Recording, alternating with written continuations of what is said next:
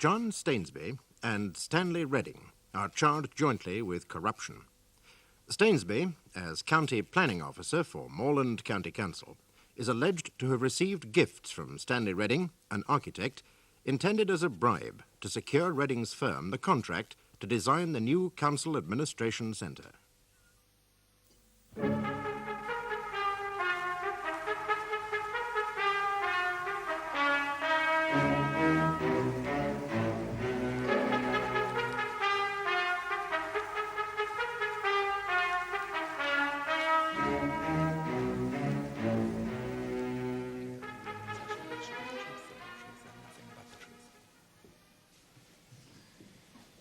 You are Stephen Amorous of 34 Mayflower Road, Fulchester? I am. Yes, and you are at present a lecturer in town and country planning at Fulchester University. Environmental studies with emphasis on planning methodology and strategic planning. Yes. Prior to that, were you employed by Moreland County Council as an assistant planning officer? Yes. Yes. And who was your immediate superior, the county planning officer during your employment? Mr. Stainsby? Mm-hmm. The first defendant, John Stainsby? Yes. Yes. Now, did you work closely with him, almost in the capacity of a personal assistant? Yes. Mm-hmm. Can you recall the events of the afternoon on Friday, January the 4th of this year? Yes. I attended a meeting called by the clerk to the council. I was there with Mr. Stainsby and other parties interested in the proposed new council offices that were in the planning stage. The new council offices being the Administration Centre for Local Government in Moreland? Yes. Yes. And why was this meeting called? Mr. Stainsby queried the choice of private architect to design the new council offices. The county architect had chosen Flint Makepeace, and Mr. Stainsby disagreed with him. Yes. And this meeting was called to thrash out the matter? Yes. Yes. Now, who else was present at this meeting? The clerk, myself, county treasurer, the estates committee representative, and the county architect. Yes. Now, disregarding yourself, of the four members present besides the defendant, was there anybody else who, at the start of the meeting, favoured Mr. Stainsby's choice? No. Mr. Stainsby advocated that Licence, Mr. Redding's firm, should be given the contract. He said that the council had used Reddings on the swimming baths and on the new Slade Comprehensive School, and there was no reason to doubt their ability to design the new council offices. And what was the conclusion of this meeting, Mr. Amorous? To recommend back to the main policy committee of the council that Licence be given the contract. So Mr. Stainsby got his way with the meeting? Yes. Yes. Now, did you occasionally assist Mr. Stainsby in a private capacity? Yes. And did you have occasion to visit Mr. Stainsby's house in October 1973? Yes. He was taking me to a site conference, and we stopped off at his house. He said he'd just had a carpet delivered, and he wanted to make sure it was all right, as there was no one in the house. And did Mr. Stainsby say anything about the carpet, its nature, value? Yes, he said it was Persian and worth a bob or two. Those were the actual words he used. Yes. Now, was there anyone else in the house while you were there? Yes, Mr. Redding, the other defendant. And did you know who had sent the carpet to the house? Yes, Mr. Redding. How do you know that? Well, Mr. Redding asked Mr. Stainsby if he liked the carpet. He talked about its origins and where he got it from, and he said, well, he repeated once or twice that he didn't need it. I think Mr. Redding said this for my benefit. He seemed embarrassed at me being there. Yes, Mr. Amorous, don't tell us your assumptions. Only state what you saw or heard. Is that clear? Yes. All right. Yes, now, do you know whether Mr. Redding delivered the carpet personally, or had he arranged for it to be delivered? A van delivered it. I saw it leaving as we got there. Mr. Redding came along just to check that it arrived safely. Yes. Now, let's move on to January 1974. Can you remember being with Mr. Stainsby in January 1974? Yes, on a number of occasions. But on January the 10th, I was with Mr. Stainsby at the Dawson Hotel in London. We were staying there overnight and attending a conference the next day. This was a conference you were attending as representatives of Moreland County Council? Yes. Yes. So many of the expenses incurred in travel and hotel would be paid by the council? Yes, for the 2 days. Now, did you return on January the 11th as expected? No, we didn't. Mr. Redding was at the conference. He offered us a chance to stay on for another couple of days, till the Saturday, and at his own expense. And he'd lay on a theatre show, a meal, and so on. And did you accept this invitation? Well, I didn't, but Mr. Stainsby did, and I could hardly refuse. I didn't want to upset anybody.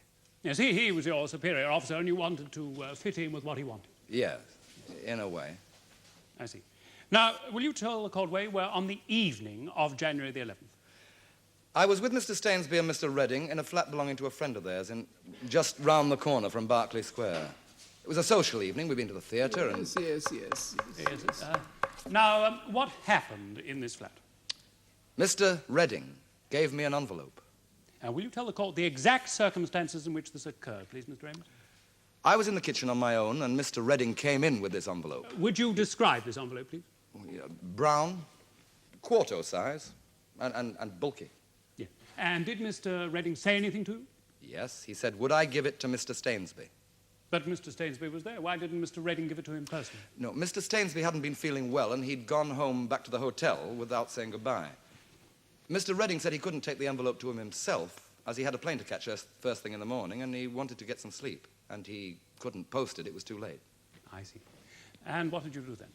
I went back to the hotel, and I gave Mr. Stainsby the envelope. Which he accepted? Yes. Yes. You told him who it was from? Yes. Yes. And did he say anything to you? Yes, he said, this will take care of the hotel expenses. This will take care of the hotel expenses, yes. Now, did you find what this envelope contained? Yes, the next morning, Saturday. Mr. Stainsby was downstairs, and I went into his bedroom, and I saw the envelope. It was open. The bedroom was open as well as the envelope? No, the envelope was open. We'd been given a suite with interconnecting doors. I see. Yes. Now, what did you do when you saw that the envelope had been opened? I looked inside. There was £1,000. You counted it? What, in £5 notes? Pound notes? There were 100 £10 notes. Why did you do this, Mr. Amoris? Why did you probe into somebody else's property? Well, I was suspicious. No, more than that, I was convinced that there was bribery going on. There was the new contract for the council offices just been brought out, and, well, I knew Mr. Redding's firm would be interested. Did you tell Mr. Stainsby that you had seen and counted this money? No. I was working for the council, and Mr. Stainsby was my boss. I wanted to leave to work at university, and of course I needed a reference. Now, if I'd been wrong, or if it couldn't have been proved... Quite, I understand, Mr. Amos.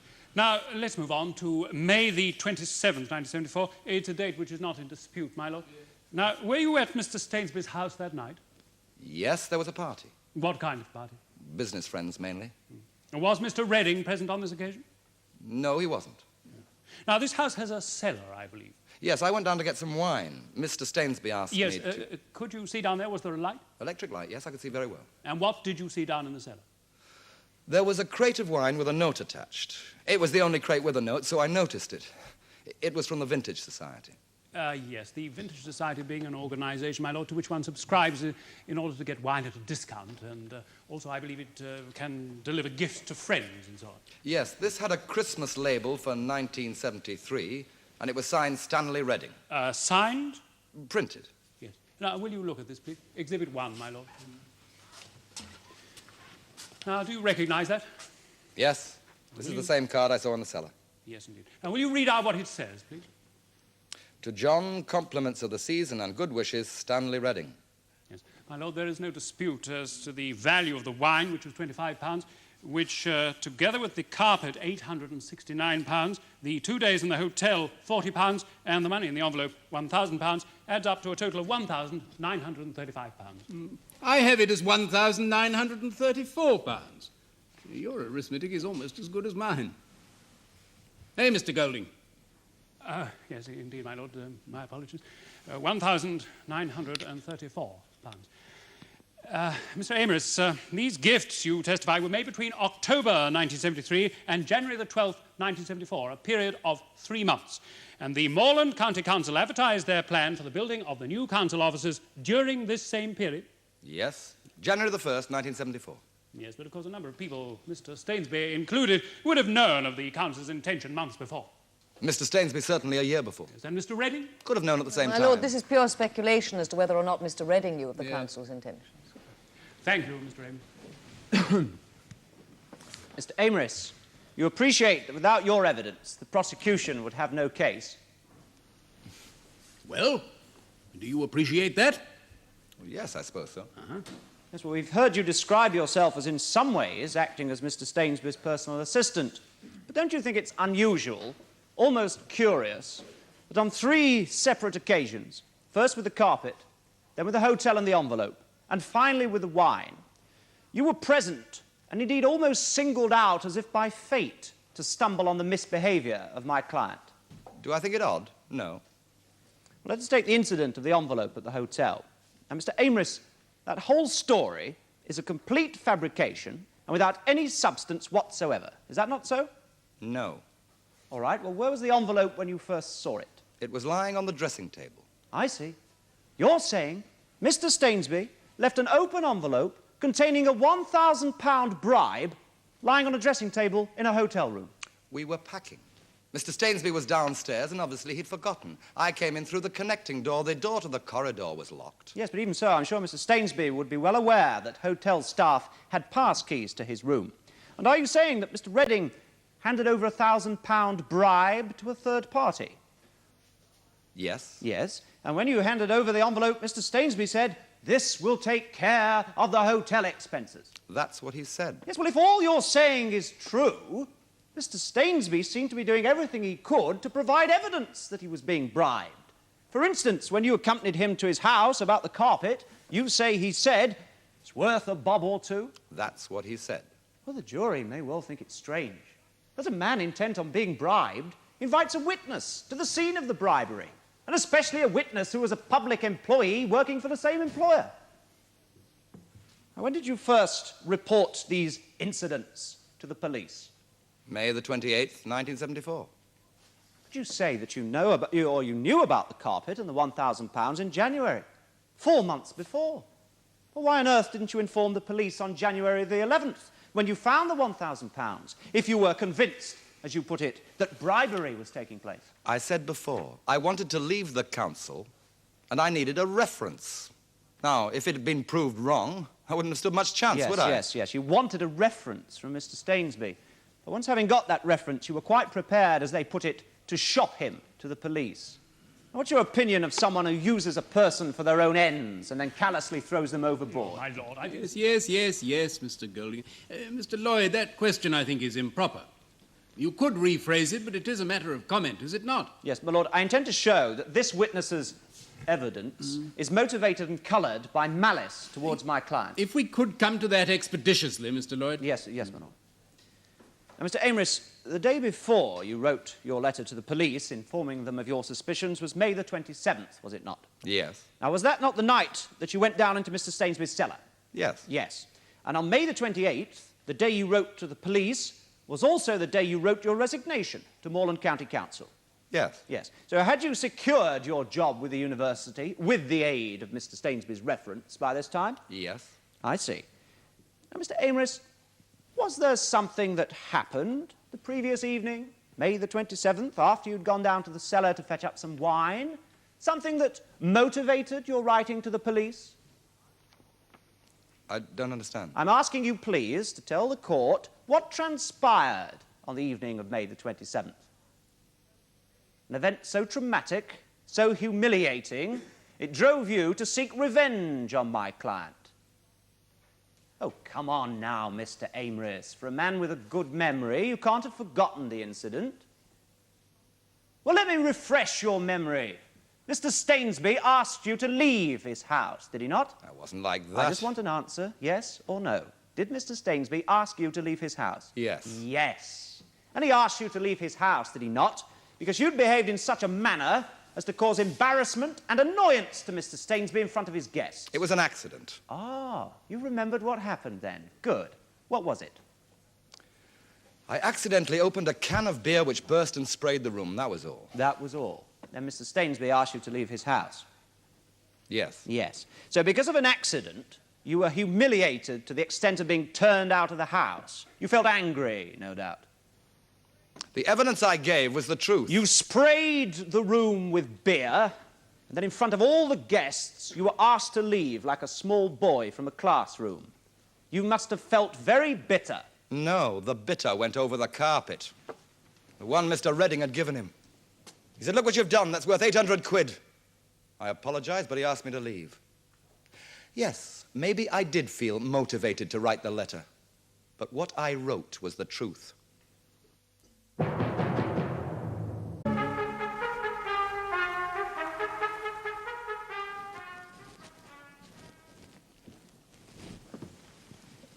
Mr. Amris, you are aware that Mr. Stainsby and Mr. Redding have been friends for many years. I knew that they knew each other. In fact, their wives and their families were friendly with each other.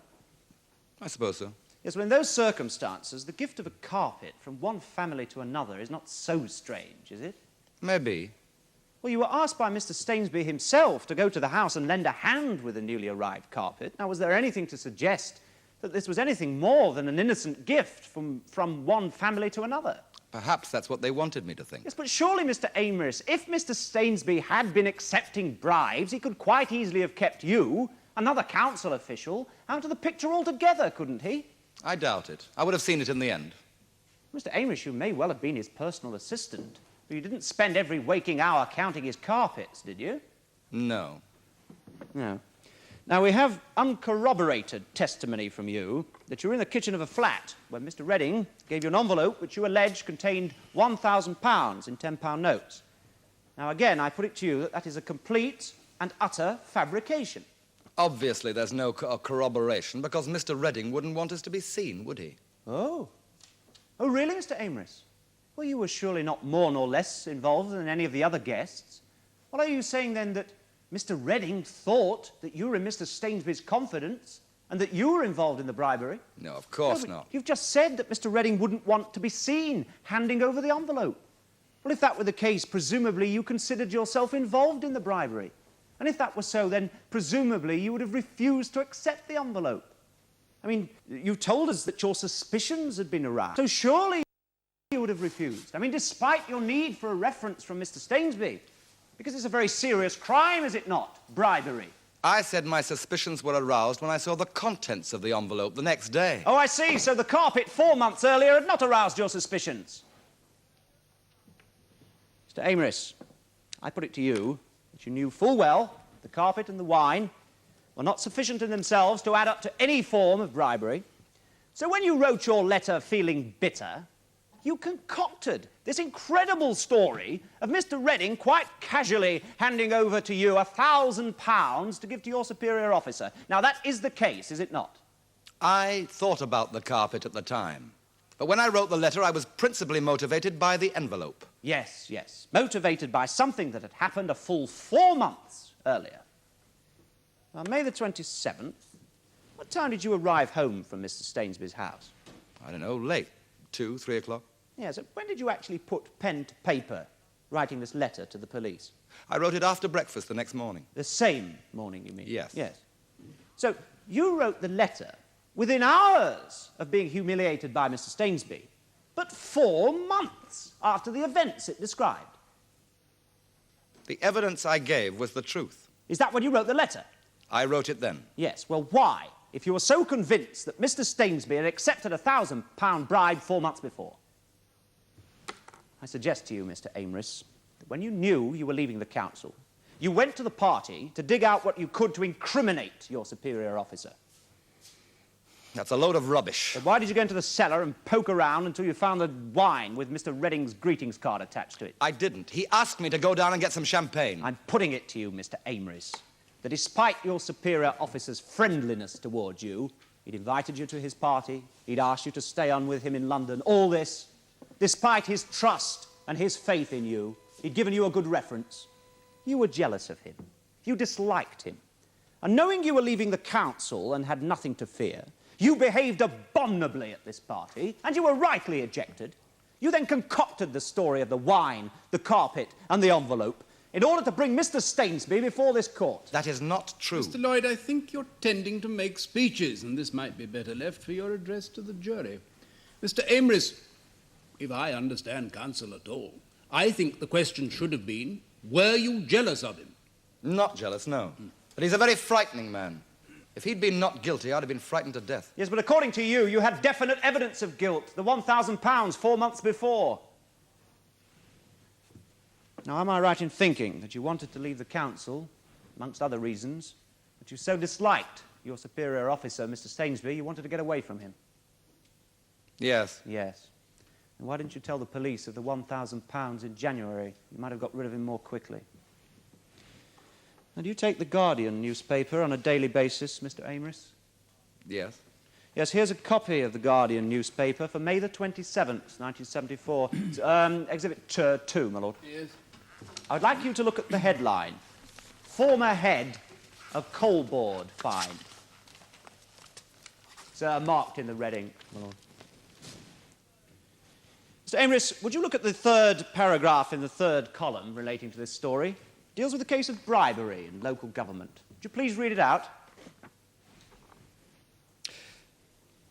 This envelope raised suspicions of further benefits on this and other visits. There was no evidence of what the envelope contained. Thank you. Now, the date on that newspaper, you agree, is May 27th, 1974. Yes. No doubt you read that article before attending Mr. Stainsby's party on the evening of the same day. I may have done, I don't remember. It's a remarkable coincidence that you write a letter concerning an envelope used in bribery within 24 hours of a newspaper report dealing with the same thing. It's one of a series of coincidences. The 3 separate occasions on which you allege a bribery took place and at which you were coincidentally present. And now we have this coincidence. Or was it a coincidence? A bit naive of me, don't you think, to use something in a newspaper the very next day? You admit you were being naive? No, of course not. It would have been stupid. What do they say, Mr. Amris? Once is happenstance, twice it's coincidence, the third time it's enemy action. No further questions, Lord. I have no questions, my lord. Mr. Amris, now, you acted as a personal assistant to Mr. Stainsby. Yes. Yes. And as a personal assistant, I imagine Mr. Stainsby would not regard you as a security risk for any of his personal arrangements. I shouldn't have thought so. No, of course not. Now, we've heard that Mr. Stainsby asked you to leave his house. But apart from that one incident, was there any other reason why you should have wanted to do him harm? Not at all. He treated you well, did he? Yes. Yes. And the reason you did not inform the police earlier of your suspicions was because of this hazard to yourself should the charges prove unfounded. That is correct. Yeah, thank you. Does your lordship have any questions? No. Thank you, Mr. Amris. That concludes the case for the prosecution, my lord. Yes. You are John Edward Stainsby of 18 Lavington Avenue, Fulchester. Yes. And until recently, the county planning officer for Moreland County Council. Yes. What was your salary, Mr. Stainsby? I receive £10,000 a year. Yes, adequate for the provision not only of the necessities of life, but also of many of life's luxuries, would you say? Yes. Now, did you ever feel the need for more money than you actually received during your employ with Moreland County Council? No. Now, we've heard that allegedly gifts were made to you from Stanley Redding, the co-defendant in this case. Gifts, firstly, of a carpet. Do you deny that? No. Then at Christmas, 1973, a gift of wine to the value of £25. Do you deny that? No. And it is alleged that on January the 11th, 1974, you received an envelope containing £1,000 in £10 notes from the accused, Stanley Redding. Do you deny that? Yes. The wine was a perfectly ordinary Christmas gift. If I'd bothered to keep labels, I could have shown that Stanley Redding had made me gifts of wine similar to that over previous occasions of the past years. The carpet, he didn't want. He was moving house, he wouldn't fit anywhere. It was a good carpet, so rather than cut it up, he chose to give it to me. There never was any envelope. The £1,000 is a downright damnable lie.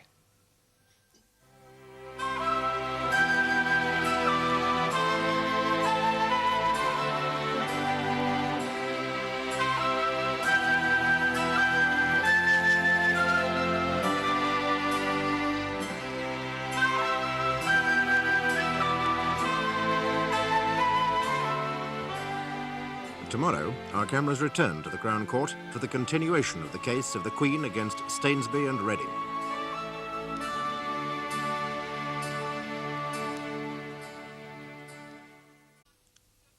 John Edward Stainsby, former county planning officer for Moreland County Council, is charged with accepting bribes from Stanley Redding, an architect in the firm of Lysons.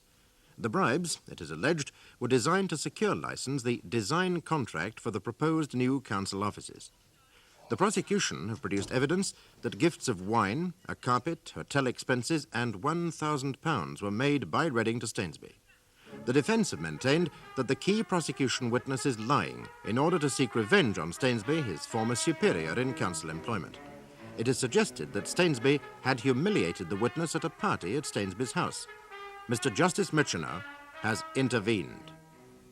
Yes, you admit receiving these gifts of the carpet and the wine, and yet you plead not guilty. Will you please help the court and tell us why?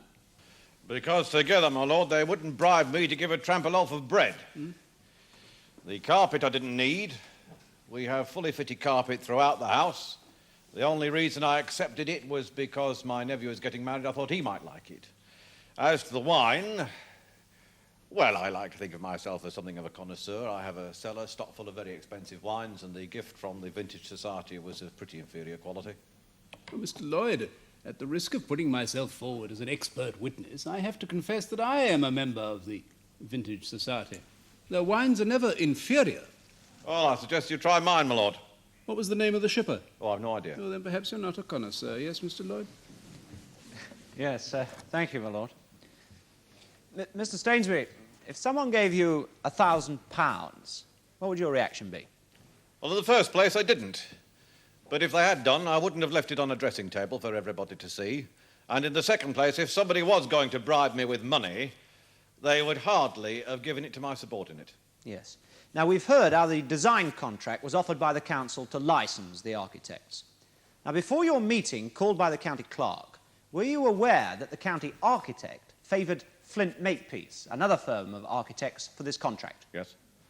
And did you attend that meeting with the express purpose of persuading those present to accept licence instead of Flint Makepeace? And if so, why? Do you want a professional or a simple answer? What were your reasons for favouring another firm? Lysons had already designed the new baths and the new Slade Comprehensive School, both buildings excellent in design and function. Because I thought that they were the best firm for the job, they have functional brilliancy coupled with artistic flair, because they are adaptable, easy to work with, and locally based. Thank you. A simple and professional answer. But if they were so good, why did your fellow council officers prefer another firm? They didn't, my lord. Oh? It was only the county architect who favoured Flint Makepeace. The rest of the meeting were quite neutral. I did not have to sell myself at that meeting. Of course, we all show bias when we're considering contracts. We have to come to a decision. We all have our personal preferences, and we all of us stand in danger of being accused of corruption if we accept a double whiskey from the recipient of the contract. Yes. Yes, thank you, my lord. Now, when Lysons designed the swimming baths and the comprehensive school, were you involved in choosing them? Yes. And was there any difference of opinion as to which firm of architects should be chosen on those occasions? No, the meeting was quite unanimous in choosing Lysons. Yes. And do you know why the county architect on this occasion favoured Flint Makepeace? No. But with respect, I would like to point out that the county architect had more reason and certainly more opportunity to accept bribes than I did. Oh, my Yes, Lord. of course, no one is suggesting that the county architect was involved in anything improper. But we do take your point, Mr. Stainsby. Now, it does seem to me, and correct me if I'm wrong, that it was the norm to accept licence and that bribery was hardly necessary to maintain their relationship with the council. That is quite correct, yes. Yes. Now, on January the 10th last, did Mr. Redding ask you to stay 2 days longer than was necessary in London? Yes? Yes, you were there on council business, were you not? Yes. Now, you accepted that invitation at Mr. Redding's expense. Yes. Now, why was that? Because I'd forgotten my chequebook. I refused it first because of that, but, well, it was a very small amount. And I've entertained Stanley Redding and his wife at my house for a week or longer on a number of occasions over the past years. I've spent a good deal more on him than he spent on me in 2 days in a hotel in London. Yes, we'll come to your relationship with Mr. Redding in just a moment. Now, am I correct in saying that the gift of the unwanted carpet and the crate of wine were made before the council publicly advertised their intention to build a new council building? Yes? Yes, even before you knew the county architect was going to favour Flint Makepeace architects rather than choose, well, what should have been on their past record, the automatic choice of Lysons, the architects. Yes. Yes. Now, when were you first informed by the county architect of his preference for the contract? New Year's Eve, 1973, December 31st. Yes, and you'd received the carpet 2 months earlier. Yes. And the wine? a few days before Christmas. So, as far as you were concerned, Lysons were everyone's favourites for this contract during the period in which you received the gifts, even if you'd had no say in the matter at all. Yes. Yes. And the alleged gift of £1,000 after you knew of the county architect's choice is a lie. Yes. Oh, dear. Are you beginning to lead the witness, Mr. Lloyd? My lord. Now, let us examine your relationship with Mr. Amris. We've heard how Mr. Amris, at a party given by you on May the 27th last, was asked to leave your house, and then afterwards he wrote a letter to the police making allegations against you. Now, would you describe the events leading to Mr. Amris's ejection from your house? Yes, you're behaving like a hooligan. Who was behaving like a hooligan? Amris. Laughing and shouting and shaking his beer can up and down, so when he tore off the foil strip, the foam sprayed everywhere. Yes, I say, how did you react to that? Well, I was furious. It ruined the wallpaper, went all over the carpet, all over the furniture, went over some of the guests. I told him to get out. And then? Well, he started to go, and he got to the door, and I told him, I said, next time you come to a party, I said, if you want to learn how to hold your liquor and not drink as much. Well, he was shaking, and he said to me, I'll get you for this. Oh, my lord, this is not put to Mr. Amris. No, not in those terms. Well, I suppose we can have him back later, but only if absolutely necessary. Yes? Is that all that he said? Yes. Now, how long have you known Mr. Redding? Oh, about 30 years. We were at university together studying architecture. Yes, and did you maintain contact with each other over this long period? Yes. And how would you describe your relationship with Mr. Redding? Oh, what a friendship.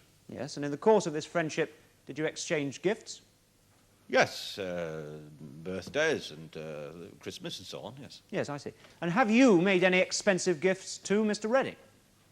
Yes, I bought him a camera once, and I've entertained him and his wife. I bought his daughter a bicycle, a fountain pen, well, gifts at birthdays for each member of the family. Yes, I see. So were you surprised at the Christmas gift of the wine from Mr. Redding? Mr. Lloyd, it may be for the jury to decide whether or not it was a Christmas gift. Were you surprised at the gift at Christmas of the wine from Mr. Redding?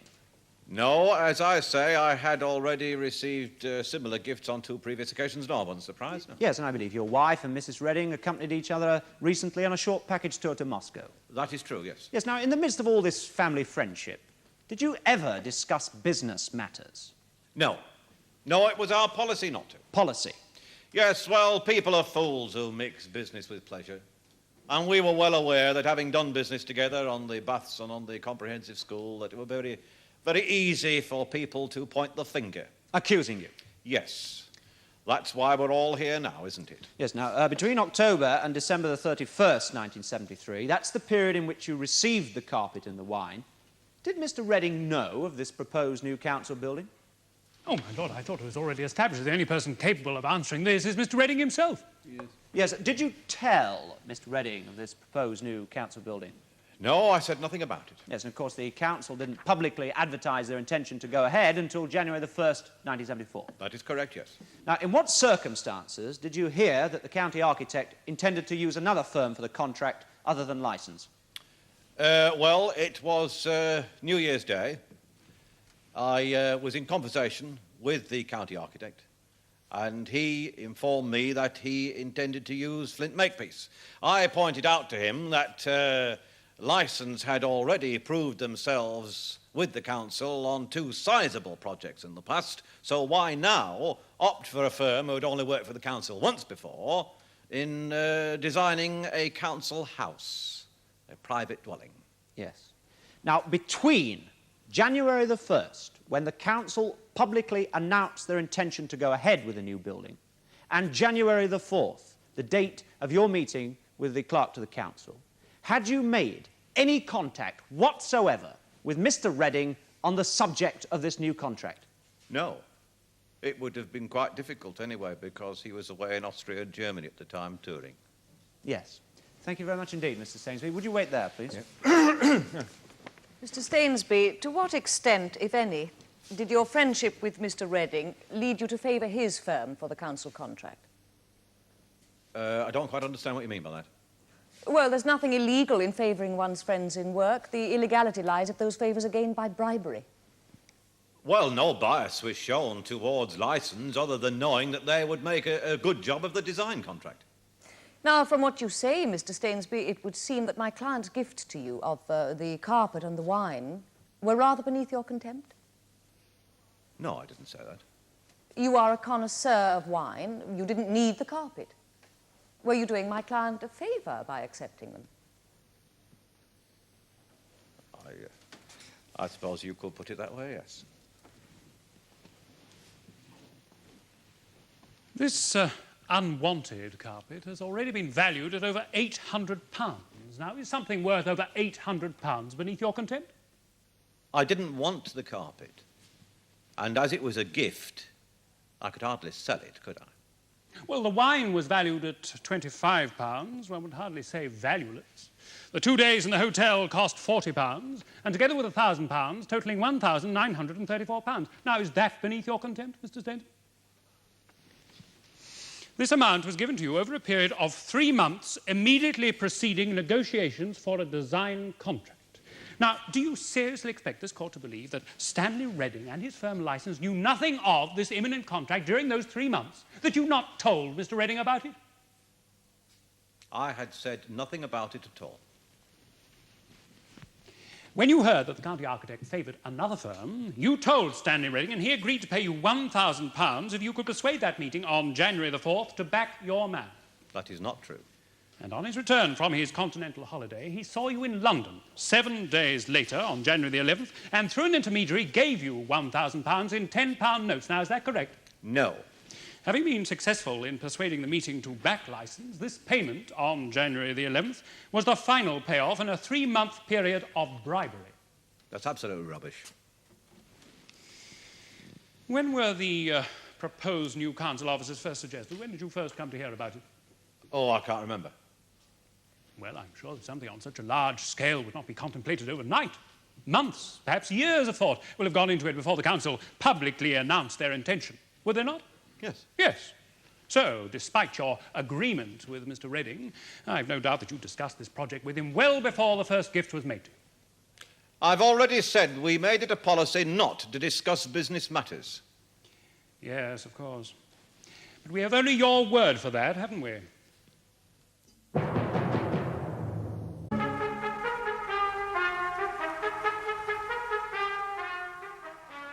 Should a county planning officer be a careful or a careless man, Mr. Stainsby? Do you mean, am I a careful or a careless man? Yes. I don't understand what you mean by that. Well, you say that you're not the kind of man to leave money lying around a hotel bedroom. No. Who is? But you say you forgot your checkbook when you went to London for the conference. Yes. Yes. You gave the reason for accepting Mr. Redding's invitation to stay at this hotel in London as forgetting your checkbook, did you not? Yes. Strange how careless you can be one minute and how careful the next. Well, we're all human, aren't we? We're all capable of making errors. Oh, yes. Some more than others. Of course, we're having to accept your word all the time for all these areas of doubt, you realise. For example, will you be calling a witness who overheard Mr. Amorous say, "I'll get you for this," when you ejected him from your house? He was outside the house. The guests were inside the house. So we haven't a witness? No. And in fact, once again, we have only your word for the fact that Mr. Amorous did not pass on this £1,000 from Mr. Redding. £1,000 wouldn't bribe anything from me. I've got a private art collection that's worth over £50,000. It would take a lot more than £1,000 to move me. Oh, so you are capable of being moved by money then, Mr. Stainsby? Oh, well, you would say that, wouldn't you? No, you said it. What I mean is this. If a perfect stranger came along and saw the way I live, he wouldn't offer me £1,000 and a second-hand carpet and a crate of cheap wine because he'd know he'd be insulting me. But a friend, like Stanley Redding, perhaps he, because he was a friend, would be allowed to do what in others would be insulting. Hand you £1,000. Oh, well. Now, you had this agreement, you say, with Stanley Redding that you would not discuss business matters in private, as to do so would or might lead someone to point the finger. Well, why then, if you were both so concerned about public awareness of your relationship, did you exchange gifts during a period when you knew the council would be likely to give license the contract? The wine was a perfectly ordinary Christmas gift. The carpet I didn't want. But the and there public was... didn't know this. You didn't go around telling the public that these were usual or unwanted gifts, did you? No. Mr. Golding, I do think the witness should be allowed to answer your question, don't you? My lord. Well, did you? No. No. And on January the 11th last, 7 days after successfully persuading the County Council to ask licence to design this new council building, you met Mr. Redding in London. Now, is that correct? Yes. Yes. In a flat off Berkeley Square, you and Mr. Amorous, your assistant, you attended a party with Mr. Redding. Yes, I was ill at that party. I had to leave early. Oh, yes, so we've heard. You were taken ill. And you left the party without Mr. Redding's knowledge, did you not? So Amorous says. Whether Redding saw me go or not, I don't know. Yes, you left, no doubt, because you were now fully aware that the finger might be pointed. Having done your job in persuading the council, to be seen in public with Mr. Redding would indeed be dangerous. I was ill. I had a stomach upset.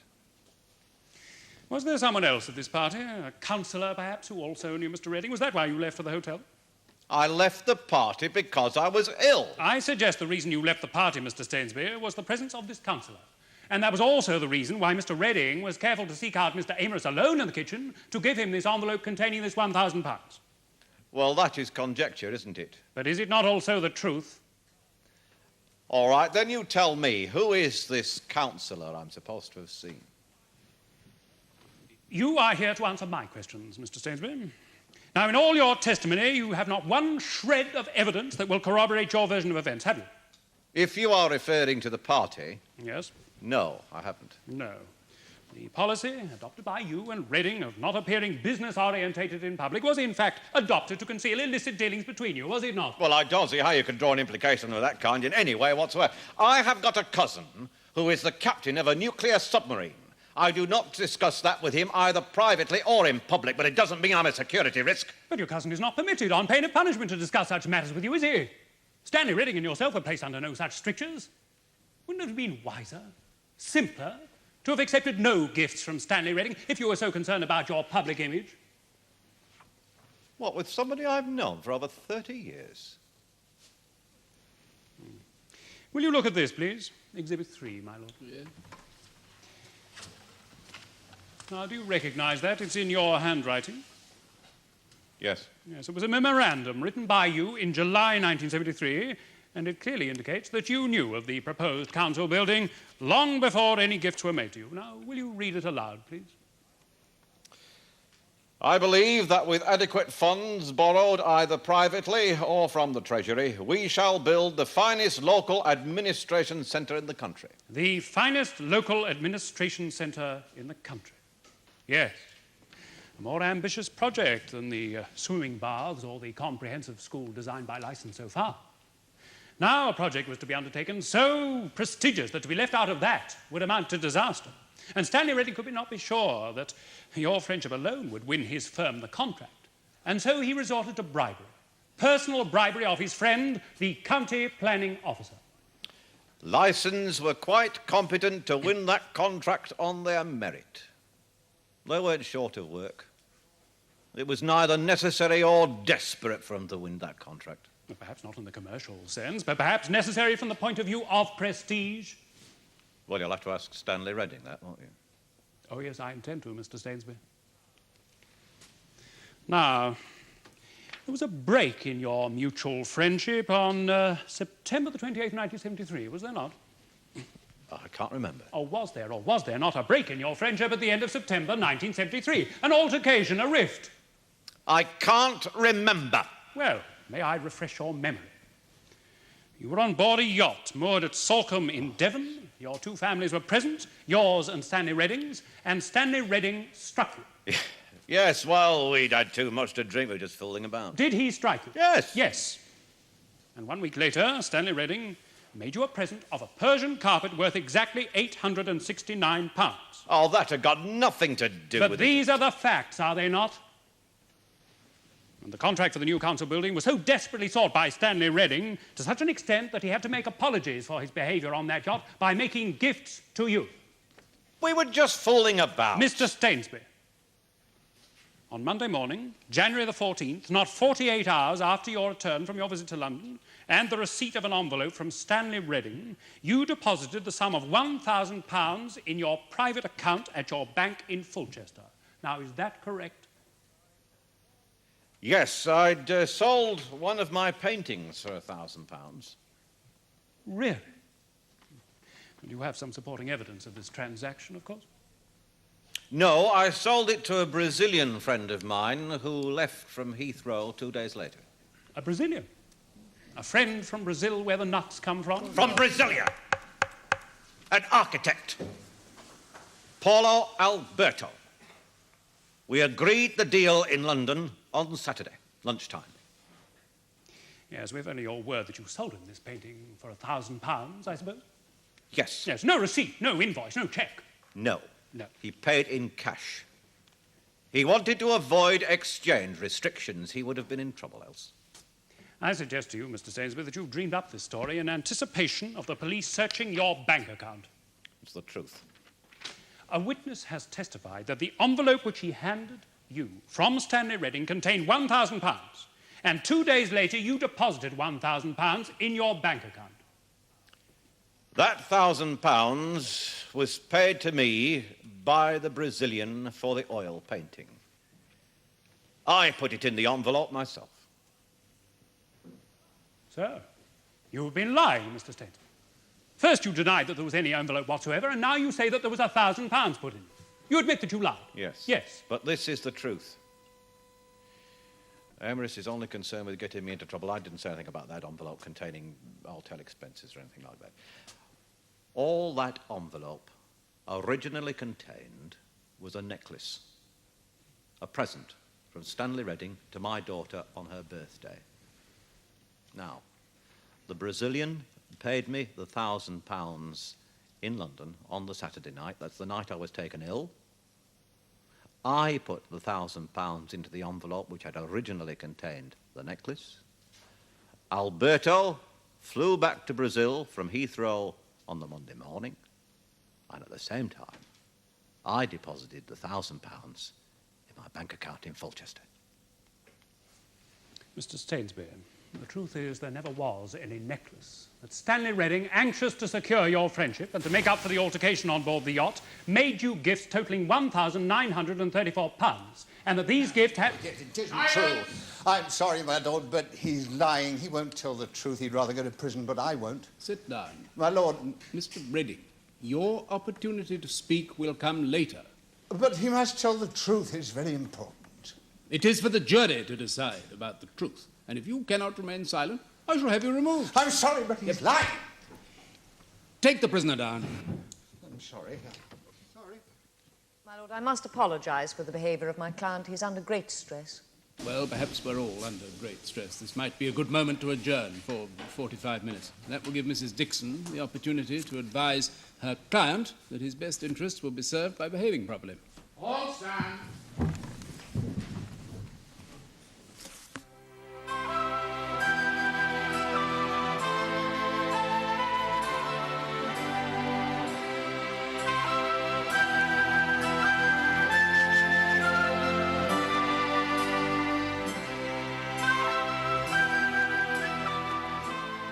Tomorrow, our cameras return to the Crown Court for the final day of the case of the Queen against Stainsby and Redding.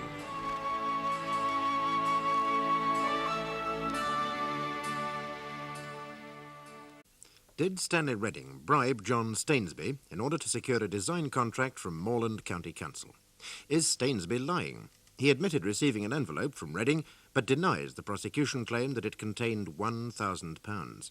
It contained, he said, a necklace for his daughter's birthday. Following an outburst by Redding during Stainsby's cross-examination, the court was adjourned. Redding has just gone into the witness box to be examined by his own counsel.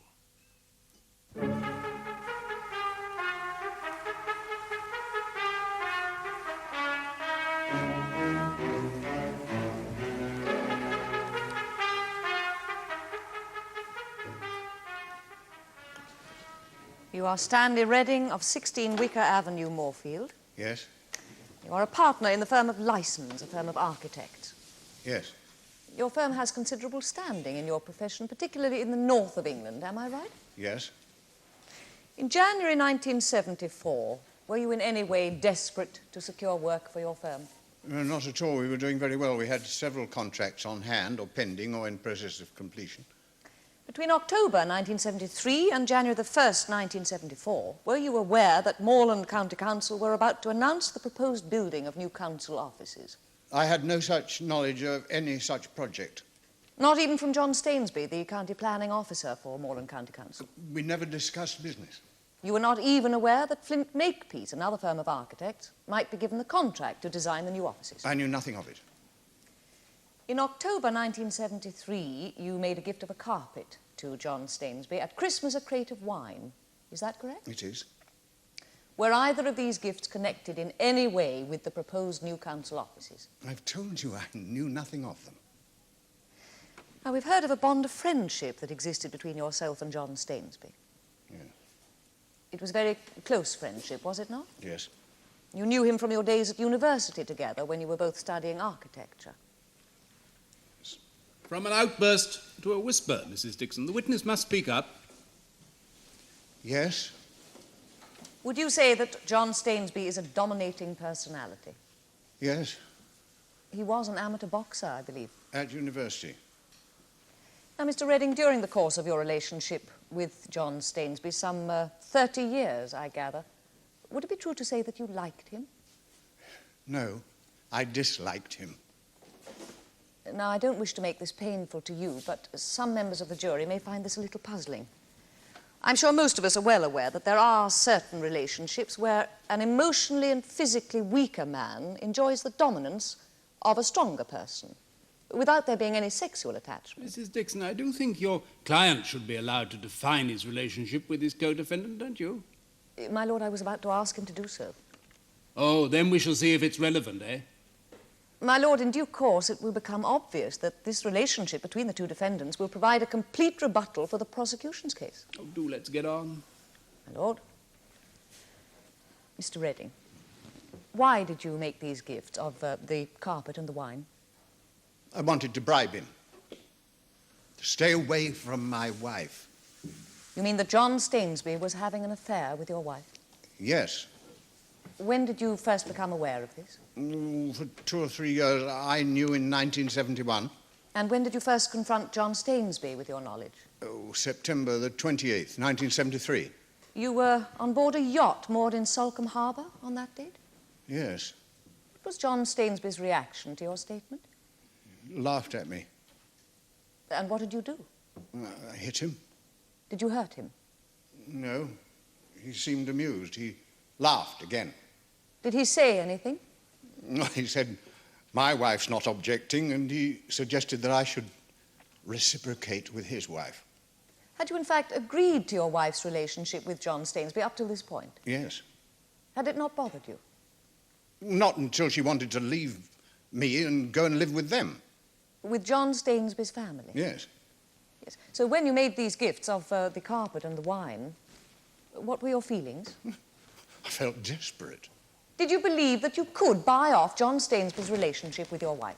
Well, I'd promised him £5,000. I gave him the first £1,000 on January the 11th, and I was going to give him the next 2,000 if the affair was abandoned at the end of 6 months, and the last 2,000 if they saw nothing of one another at the end of a year. Did he accept the first £1,000? No, paid it back a month later. My wife's still seeing him. In a way, I suppose he's less unscrupulous than I thought. Thank you, Mr. Redding. You making up this account of my client's relationship with your wife, totally false account, because you're frightened that the truth, the £1,000 derived from the sale of a painting, will not be believed in the court? No.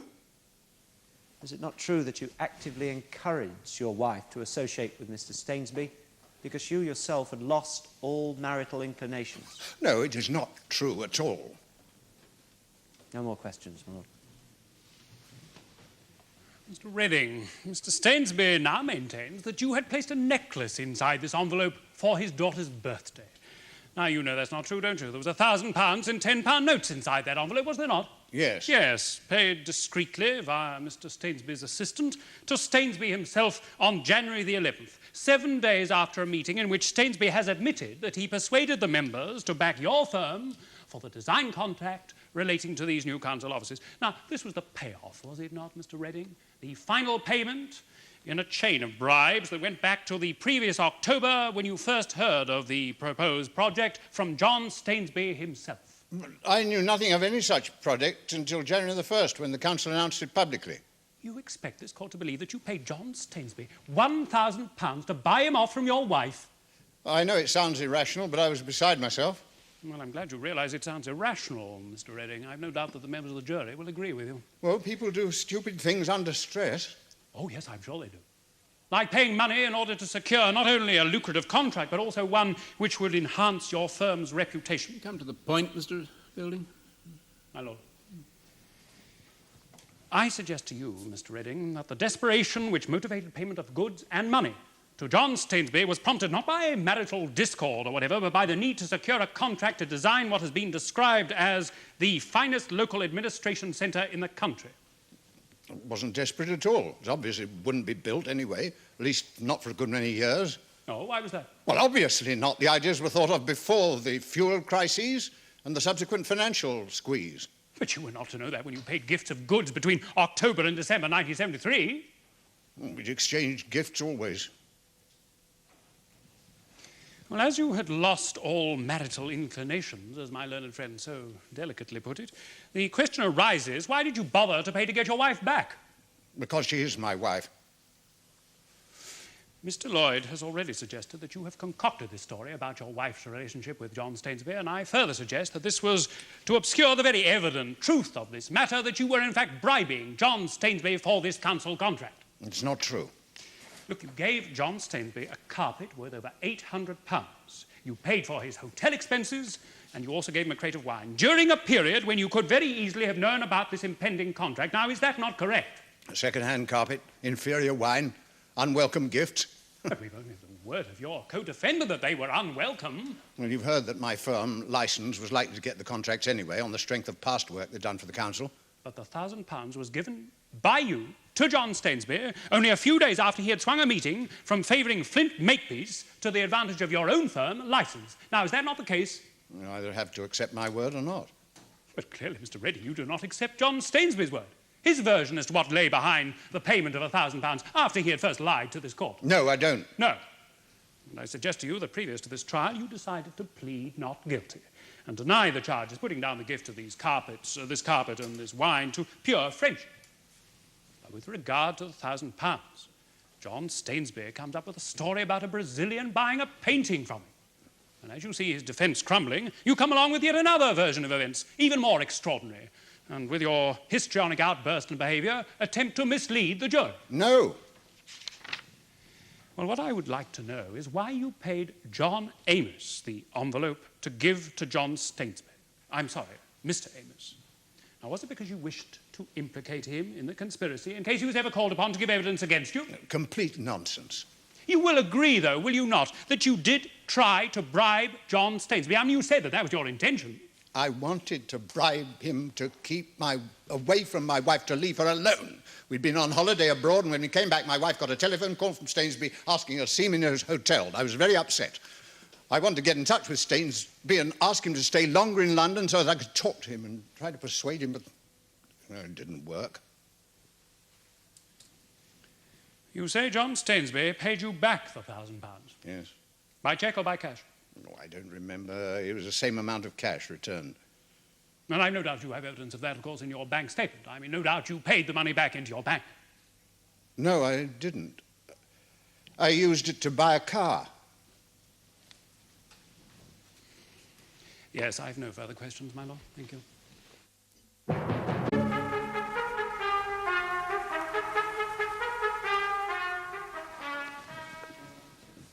You are Dr. David Crombie of Hillgate, Sandy Lane, Fulchester. I am. You are a medical practitioner in private practice. Yes. And a senior consultant physician at the Fulchester General Hospital. Yes.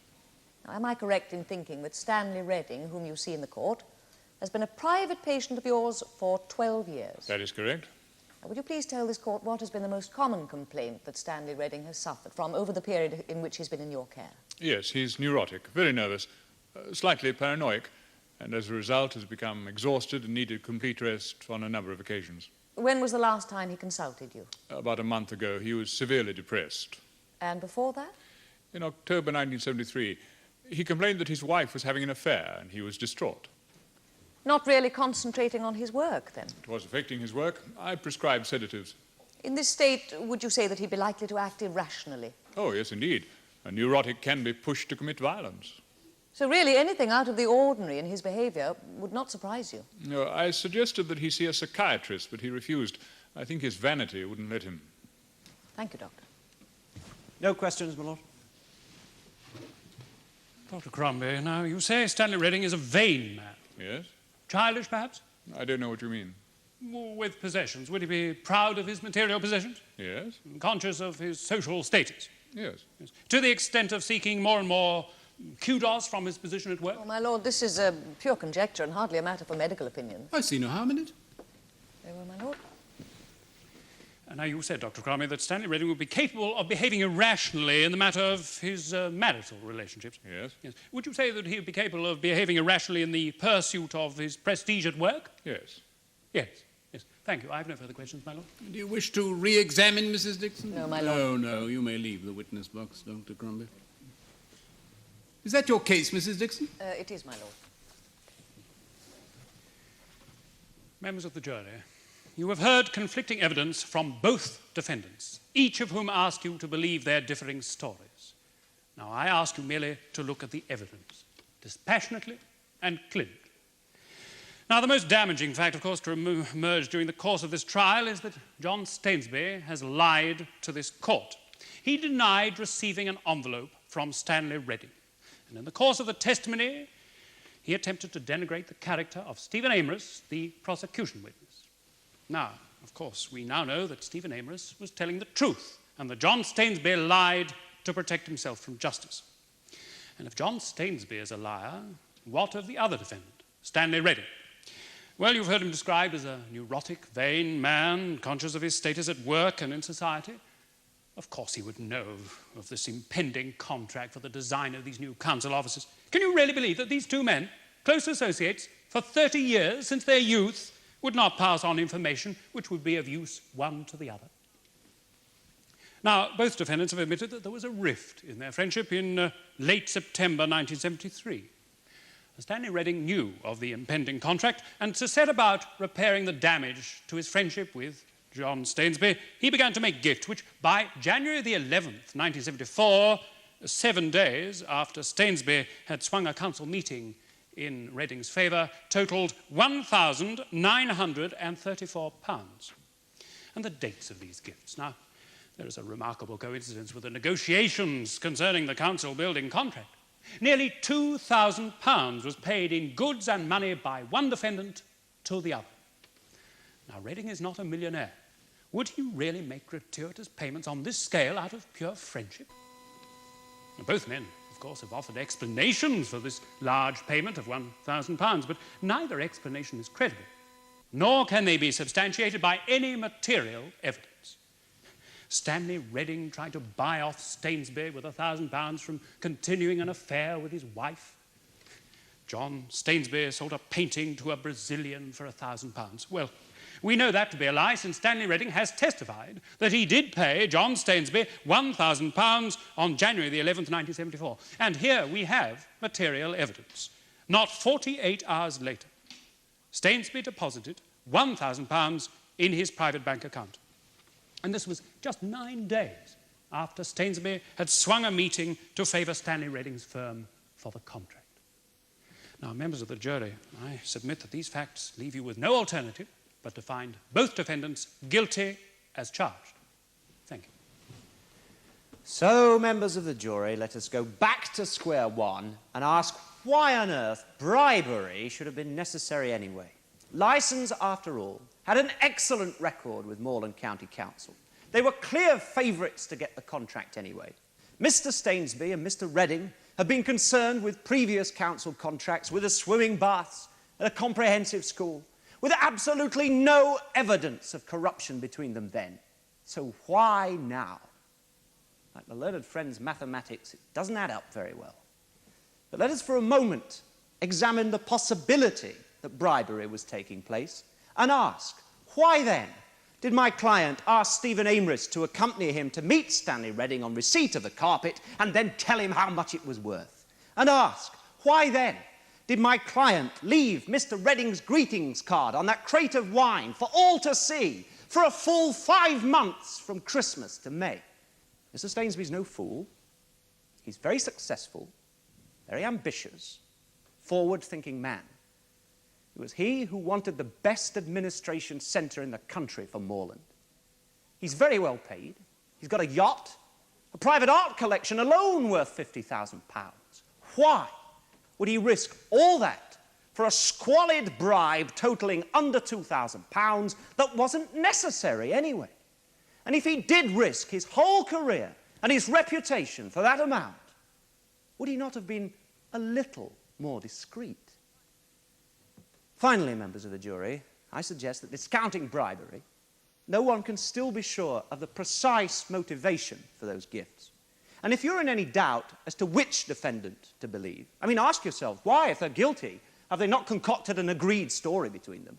And you weigh that doubt as part and parcel of the greater doubt attached to this case, not the least doubt being Mr. Amris's extremely questionable motives for contacting the police just hours after being thrown out of Mr. Stainsby's house, but 4 months after the events he alleges happened. And I must ask you to acquit both the defendants. You saw how my client behaved. A sensitive man. A man whose doctor has testified is capable of acting irrationally. His wife was having an affair and he was distraught, is what Dr. Crombie said. The prosecution has pointed out that Mr. Redding struck Mr. Stainsby, before the firm of license secured the council contract. Would this really be the action of a man trying to gain a business deal through bribery? And would this really be the action of a mild and sensitive man? Unless he was under considerable pressure for some reason.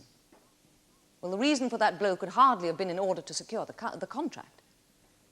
No, members of the jury, it is obvious that my client is telling the truth when he says that John Stainsby was having an affair with his wife, and that both the blow which he inflicted upon Stainsby and the £1,000 which he paid him were because of his despair about this relationship. Prosecution has also suggested that my client is putting on an act with the intention of moving you to a sentimental misjudgment. Well, I suggest rather that he is a sincere and distressed man, and that this is the explanation for his behaviour.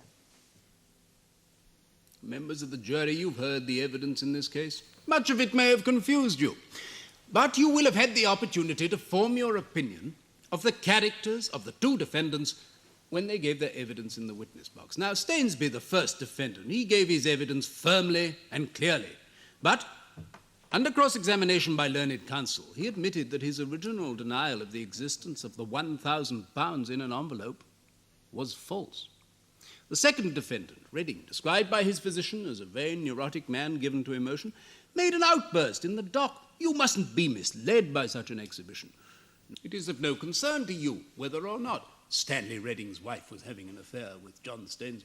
But if you think that was the case, then you must ask yourselves, is it credible that Redding should make a payment in an attempt to keep his wife? Now, as to the facts. On January the 1st, the council made public their statement about the building of the new council offices, and on January the 4th, Stainsby persuaded a meeting of council officers to abandon the county architect's original selection of Flint Makepeace to design the new building in favour of Redding's firm, License. These facts are not in dispute. Neither in dispute are the gifts of a carpet, wine, hotel expenses given by Redding to Stainsby.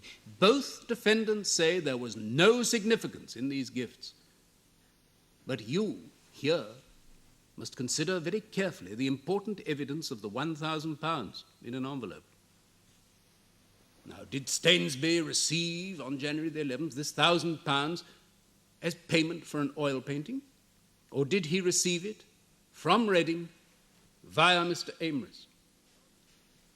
Was this £1,000, together with the earlier gifts, made by Reading and received by Stainsby with the intention of inducing Stainsby to act favourably in Reading's interest? If so, that was corruption. In this trial, either both men are innocent or both men are guilty. You cannot convict one and acquit the other, because no offence was committed unless joint purpose existed. Now, I refer to joint purpose because what you have to consider is the purpose of those gifts. Now, normally, the prosecution have to prove guilt beyond all reasonable doubt.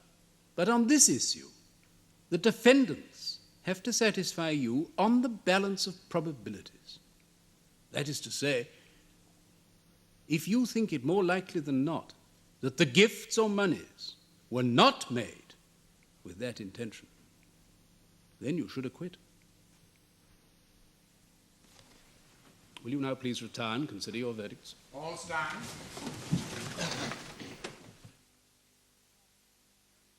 Members of the jury, will your foreman please stand? Just answer this question, yes or no. Have you reached a verdict upon which you are all agreed? Yes. Do you find the defendant, John Stainsby, guilty or not guilty on the charge of corruptly receiving gifts? Guilty. Is that the verdict of you all? Yes.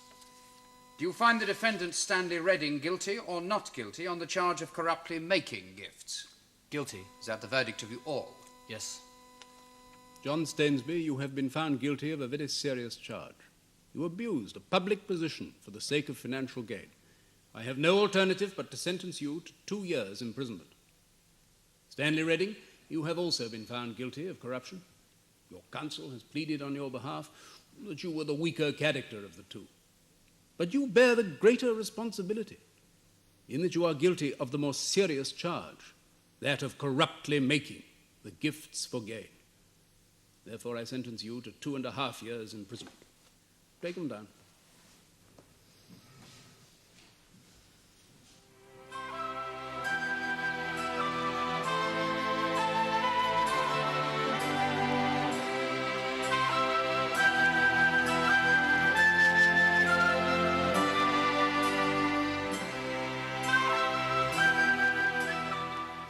When our cameras return to watch another leading case in the Crown Court.